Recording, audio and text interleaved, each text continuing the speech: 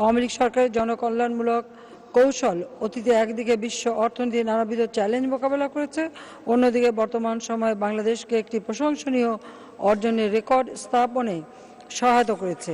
নিজেরা ব্যবসা নয়, বরং ব্যবসায়ীদের সার্বিক সহায়তা প্রদানের নীতি অনুসরণের মাধ্যমে আমরা সার্বিকভাবে একটি ব্যবসা বিনিয়োগ বান্ধব পরিবেশ নিশ্চিত করতে পেরেছি। বর্তমানে জিডিপি প্রবৃদ্ধির হার 7.28%। মাথাপিছু আয় বৃদ্ধি। অর্থনৈতিক প্রবৃদ্ধির ফলে জনগণের মাথাপিছু আয় বৃদ্ধি পেয়েছে। বাংলাদেশের মানুষের মাথাপিছু আয় বেড়ে 1,610 মার্কিন ডলারে উন্নীত হয়েছে।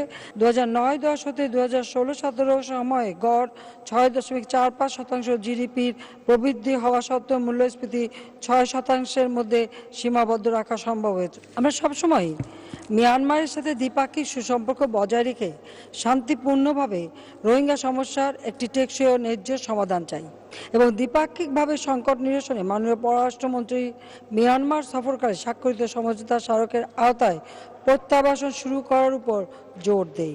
দ্বিপাক্ষিক উদ্যোগের পাশাপাশি স্বাক্ষরিত দলিলটি দ্রুত বাস্তবায়নের জন্য ফ্রান্স সহ ইউরোপের অন্যান্য দেশকে মিয়ানমার সরকারের উপর আন্তর্জাতিক চাপ বজায় রাখা এবং বাংলাদেশের প্রতি সমর্থন অব্যাহত রাখার আহ্বান জানাই।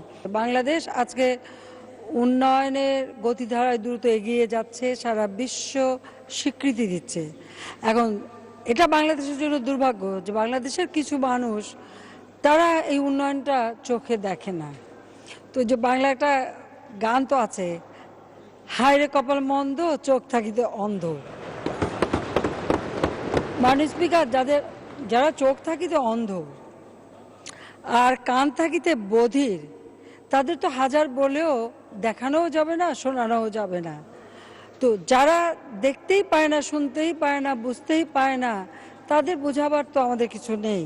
তারা সুশীল না অসুশীল আমি জানি না, তবে একটা শ্রেণী আছে বাংলাদেশে, যেটা আমি সবসময় বলে থাকি, যে তাদের খুব আকাঙ্ক্ষা ক্ষমতায় যাবার, তাদের আকাঙ্ক্ষা একটা পতাকা পাবার।